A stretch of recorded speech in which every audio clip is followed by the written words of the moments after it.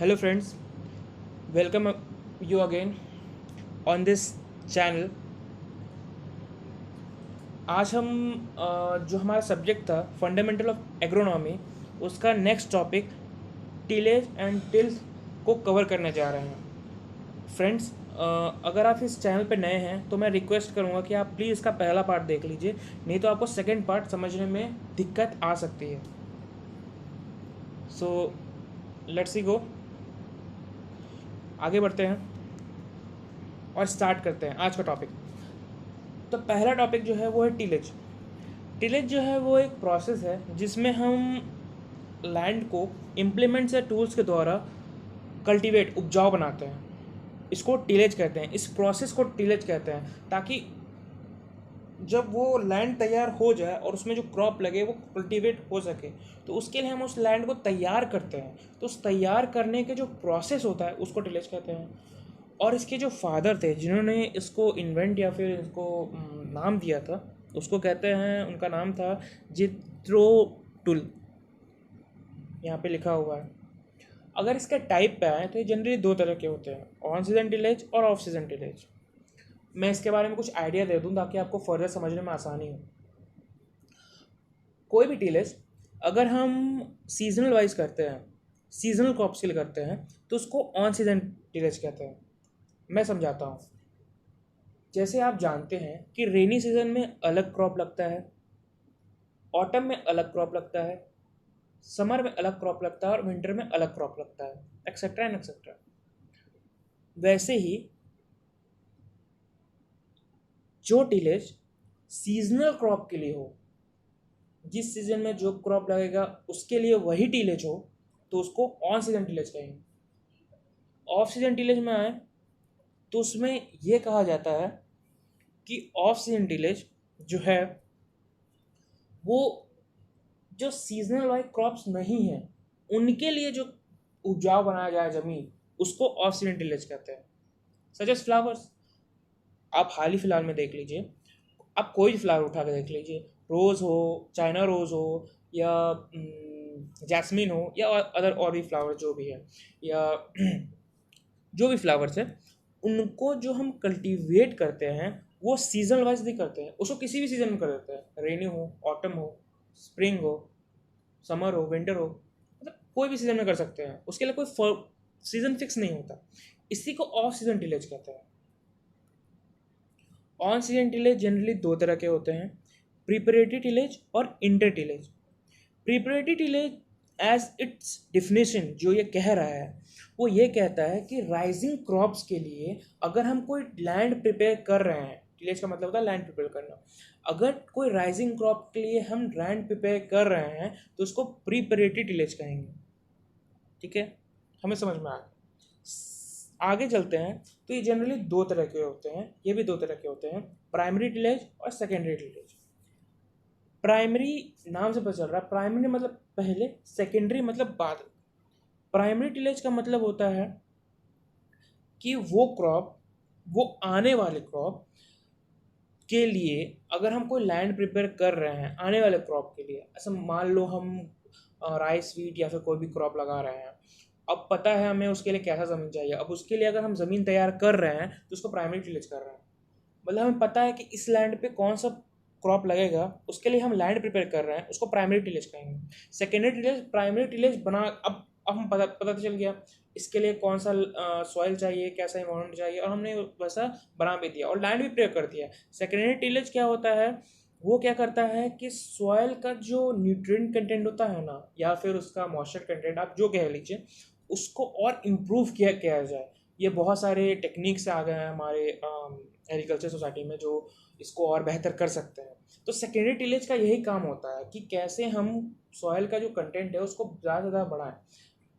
मैं फिर से बताऊं तो प्राइमरी टिलेज का काम होता है कि अपकमिंग क्रॉप जो होते हैं उसके लिए लैंड प्रिपेयर करना। ठीक है, पहला काम। सेकेंडरी टिलेज क्या करता है, दूसरा काम करता है सेकेंडरी टिलेज, वो ये है कि जो लैंड प्रिपेयर हो गया है उसके सॉइल के जो कंटेंट है उसको इम्प्रूव करना। सेकेंडरी टिलेज यही करता है, डिफिनीशन में साफ साफ लिखा है। अब इसके सेकेंड टाइप पे आते हैं, तो होता है इंटर टिलेज। इंटर टिलेज जो है वो जनरली स्टैंडिंग क्रॉप के लिए कैरी आउट हुआ होता है। एक ऐसा टिलेज, एक ऐसा ज़मीन हम प्रिपेयर करें जिसमें सिर्फ स्टैंडिंग क्रॉप ही लग सके।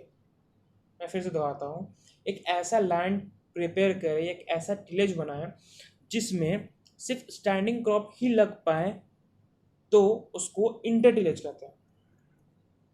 ठीक है। अब ऑफ सीजन टिलेज आता है, वही फ्लावर वाला। ये जनरली 5 तरह के होते हैं। पहला होता है सब सॉइलिंग टिलेज, सेकंड होता है क्लीन टिलेज, थर्ड होता है ब्लाइंड टिलेज, फोर्थ होता है ड्राई टिलेज, फिफ्थ होता है वेट टिलेज। ठीक है। अब इसके डिफिनीशन पे आते हैं। सब सॉइलिंग जो होता है, इसको मैं थोड़ा एग्जांपल से आपको समझाना चाहूँगा, क्योंकि डिफिनीशन में इसको पूरी तरह समझाया नहीं गया है, आप हो सकता है वर्ड्स में फंस सकते हैं। मैं इसे लेयर बाय लेयर समझाता हूँ। सब सॉइलिंग का क्या मतलब होता है, अगर मान लीजिए ये 4 से 5 साल का प्रोसेस हो सकता है एक बार में। मतलब मैं आसान भाषा में कहूँ तो ये एक बार में नहीं होता है। देखिए, अगर हम एक लैंड लेते हैं, उस पर हमने टिलेज किया, लैंड को प्रिपेयर कर लिया कल्टीवेशन, अब उसमें क्रॉप लगाया, 1 महीना, 2 महीना, 3 महीना, 4 महीना, जितना भी टाइम लेता है क्रॉप ग्रो करने के लिए, फिर उसको कल्टीवेट किया, उसको हार्वेस्ट किया, उसको थ्रेसिंग की, उसको अलग किया, फिर उसको ट्रांसपोर्ट किया। तो ये जो पूरा प्रोसेस जो होता है ना, इतना बड़ा, इसको सब सॉइलिंग कहते हैं, क्योंकि इसमें लेयर्स बाय लेयर्स होते हैं। सब सॉइलिंग मतलब लेयर्स बाय लेयर्स। समझ में आ गया। अब सेकंड पे आता है क्लीन टिलेज। क्लीन मतलब साफ, टिलेज समझ गए हैं, उपजाऊ बनाना जमीन को। तो क्लीन टिलेज नाम से इसका डिफिनेशन से आपको समझ में आ जाएगा। It refers to working of the soil of the entire field in such a way no living plants is left undisturb. इसमें क्या किया जाता है, ये जनरली होता है क्रॉप लगाने के बाद। क्रॉप लगाने के बाद क्या होता है कि बहुत सारे वीड्स, अनवांटेड प्लांट जो होते हैं, या फिर प्लांट पैथोजेंस, या फिर पेस्ट जो होते हैं, वो प्लांट को काउज कर सकते हैं। तो ये क्लीन टिलेज जो है, इस प्रोसेस से जितने भी आपके प्लांट होते हैं ना, क्रॉप होते हैं ना, उसको सबको डिस्टर्ब किया जाता है। यानी कि क्या किया जाएगा कि जितने भी उसके अगल बगल के सॉइल है, उसको थोड़ा डिस्टर्ब किया जाएगा, मतलब हिलाया हुआ जाएगा, जिसकी वजह से क्या होंगे, जो उसके पेस्ट होंगे या प्लांट पैथोजेंस होंगे या फिर वीड्स होंगे, वो सब ज़मीन के अंदर एक लेयर नीचे चले जाएंगे। उसकी वजह से क्या होगा, सॉइल का जो आसपास का जो एरिया है वो क्लियर हो जाएगा, उसको अच्छी तरह से न्यूट्रिशन और मॉइस्चर मिल पाएगा। क्लीन टिलेज में ये होता है साफ सुथरा करना, उस जगह को साफ सुथरा करना, ताकि उस जगह का जो कंटेंट है, सॉइल कंटेंट, वो प्लांट को अच्छी तरह से मिल पाए। ब्लाइंड टिलेज, ब्लाइंड मतलब अंधा, टिलेज जानते ही हैं। तो blind tillage as a definition हम समझ पा सकते हैं कि it refers to the tillage done after planting a crop. ये एक ऐसा टिलेज है, एक ऐसा प्रोसेस है जहाँ पे लैंड को तो कल्टीवेट करना है, लेकिन तब करना है जब क्रॉप प्लांट हो चुका हो। नाम पता चलता है। यहाँ पे जो स्टेराइल सॉइल है, इसका मतलब ठहरा हुआ होता है। ध्यान सुने, स्टेराइल सॉइल का मतलब ठहरा हुआ सॉइल, मतलब ना ही लोमी हो ना ही क्लेली हो, वैसा वैसा कुछ नहीं, एकदम ठहरा हुआ, एक समान सा। ठीक है। और जो क्रॉप है, वो अगर हम पहले से ही लगा दिए हैं एक फील्ड में और फिर टिलेज कर रहे हैं, तो उसको ब्लाइंड टिलेज कहते हैं। ये जनरली इसलिए किया जाता है ताकि हमारे क्रॉप को कोई डैमेज ना हो और वो अच्छी तरह से ग्रो करे। अगर इसके फोर्थ टाइप पे आते हैं तो वह ड्राई टिलेज। ड्राई मतलब सूखा। इस डिफिनीशन से हम ये समझ सकते हैं कि ये सिर्फ उन्हीं प्लांटेड क्रॉप्स पे हो सकता है जिसका लैंड ड्राई हो, जिसका एक सिग्निफिकेंट मॉइस्चर कंटेंट हो, ताकि वो सीड को अच्छी तरह से जर्मिनेट कर पाए। अगर मान लेते हैं एक लैंड है, हमने टिलेज से उसको उपजाऊ बना दिया, लेकिन वो थोड़ा ड्राई है। ठीक है। और उस पर अगर हम सीडलिंग करते हैं, क्लाइन से सीडलिंग करते हैं, और वो ड्राई है, तो उसको ड्राई टिलेज कहेंगे। लास्ट डिफिनेशन पे आए, लास्ट टाइप पे आए, तो वेट टिलेज, वेट मतलब भींगा, ड्राई मतलब सूखा, वेट मतलब भींगा। ये जनरली एक दूसरे के कंपैरिजन में है, एक दूसरे के अपोजिट है, तो समझने में आपको आसानी होगी। The tillage operation that is done in a land with standing crop, it is just same as inter tillage, वो इससे सेम है। बस दोनों में डिफरेंस क्या है कि दोनों स्टैंडिंग क्रॉप के ही होता है। यहाँ पे मेन बात आता है सॉइल का, वहाँ पे सॉइल के बारे में कुछ नहीं बताया गया है, वो बस इतना कहा गया है कि प्लांटिंग, जो प्लांट होता है, इंटर टिलेज में क्या कहा गया था, जो टिलेज है वो अगर स्टैंडिंग क्रॉप के लिए किया जाए प्लांट करने के बाद, तो उसको इंटर टिलेज कहते हैं, सही है। वेट टिलेज में क्या होता है, अगर भींगा हुआ ज़मीन, ज़मीन अगर भींगा हुआ है, वेट है, उस जगह पे अगर स्टैंडिंग क्रॉप लगा हुआ है और वहाँ पे अगर हम टिलेज कर रहे हैं, टिलेज मतलब उपजाऊ बना रहे हैं उस ज़मीन को, तो उसको वेट टिलेज कहेंगे। आखिरी में मैं टिल्थ के बारे में बताया जाऊँगा। ये मैंने आखिरी में इसलिए जोड़ा है क्योंकि टिल्थ का छोटा सा डिफिनेशन है और इसका आसानी होगा आपको समझने में, इसलिए मैंने आखिरी में डाला है। इसका डिफिनेशन से ये पता चलता है कि जो टिल्थ है ना, टिल्थ को मैं जहाँ तक समझ पाया हूँ, आपने पूरी तरह से समझ लिया होगा कि टिल्थ का जो बेस है वो क्या है। टिल्थ में क्या करते हैं, हम सॉइल को कल्टीवेट करते हैं, बना देते हैं।